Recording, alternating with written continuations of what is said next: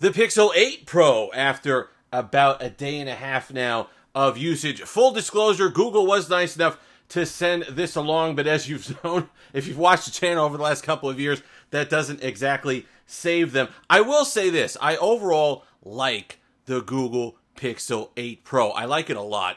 There is a lot going on here. They've done a lot of things right. We're going to go through the entire list, kind of the rundown of the things that I noticed so far. The big headline to me is really adding up to that $1,000. And when I talked about the price increase earlier last week, it was not that Google wasn't allowed to charge $1,000. Of course they are. It's just that shielding that they had put up by being at the lower price kind of goes away. You don't get the credits or the do-overs or the mulligans on certain features and functions that you would at $8.99 that now you have $9.99 as your pricing. Those excuses kind of fall on deaf ears. So let's talk about it. $1,000 now. They still get some bit of a pass because it's not $1,200 like an S23 Ultra. It's not $1,200 like an iPhone 15 Pro Max. So there's some of that. But it's hard to say, yeah, but you can't complain about that at this price when you're still shelling out $1,000. Let's talk about the build quality. That to me is the headliner of this phone. We knew it was coming. The Pixel 7a was well done. The Pixel Fold was a phenomenal piece of hardware in the hand. And this is an extension of that. It feels amazing. The matte finish, kind of frosted blue on this device feels great. Love the subtle curve on the back of the device. Feels great in the hand. Then you go ahead and flip it over. Nice flat panel display. And I know size-wise, it's the same as the Taper and all the rest of it, but it just feels like a larger display. It feels like you have more usable area. That's personally why I like a flat display on these devices. So let's talk about that display. Beautiful. They upped the brightness. That was one of my biggest complaints on Google devices going back, I don't know how long, probably the Pixel 2, was the brightness on Google panels. The message via carrier pigeon finally got to the engineers. Hey, make the screens brighter. And they did. 2400 max nits on the 8 Pro. And you notice it. No problems in sunlight.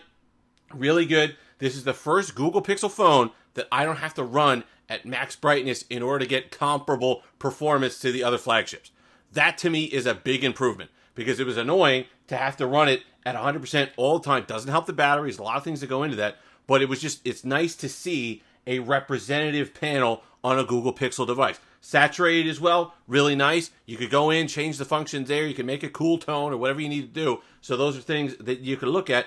I personally like it a little punchier, a little brighter, so I run it like this, but a really good panel. This is the first year you're not going to notice a step down from something like an S23 Ultra or an iPhone 15 Pro Max to a Google Pixel panel. They're kind of on par now, at least, and that's what you'd expect now at a $1,000 price point. Software, Android 14, running well, no issues. The beta for me was fine. I haven't noticed anything. Super smooth. I'm not the biggest fan of Material U. I haven't been. I've been pretty vocal about that the last 2 or 3 years. But if you like it, you like it. That's a personal choice thing. That's an aesthetic thing. I've grown to accept it. I've grown to kind of get used to it and like it a little bit more. But it's going to run well.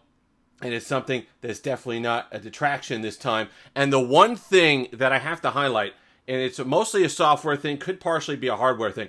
Unlike the Pixel 6, Google's really enhanced the ecosystem of the Pixel devices.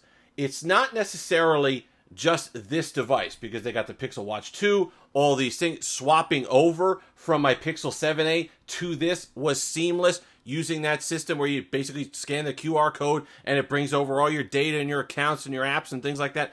That was a seamless experience, significantly better than it had been in the past. The software overall, the front end stuff, Google got right. And if you want to flesh out an ecosystem, like you've seen with Apple, it's less about the productivity and it's less about the functionality and what you technically can do, and more about ease of use. That's what gets people comfortable in an ecosystem. It just has to work. I've heard that somewhere, speaking about another company. And guess what? Google's done a good job with that. It's seamless. Setting up the watch was nice.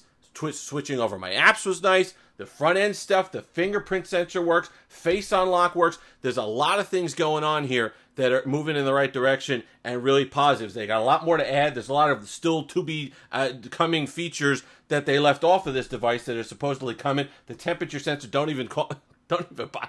When they get FDA approval, I won't even care. When they could do skin temperature and stuff like that, I don't care. I don't need to know the fabric temperature on my bed or the temperature of the keyboard deck on my laptop, because I don't know what it would be anyway. They could be quoting any number. It doesn't make a difference to me whether it's accurate or not. So that's something that I would ignore. But otherwise, the software ecosystem is finally there. It's what Google should probably have had for years, but now we're to the point where it's fleshed out and the vision is there, and it's a good one. It's a good one. All right?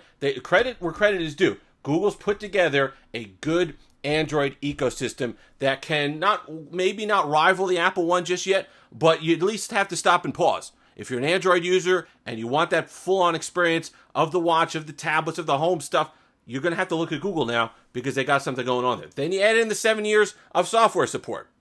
Not anything to sneeze at.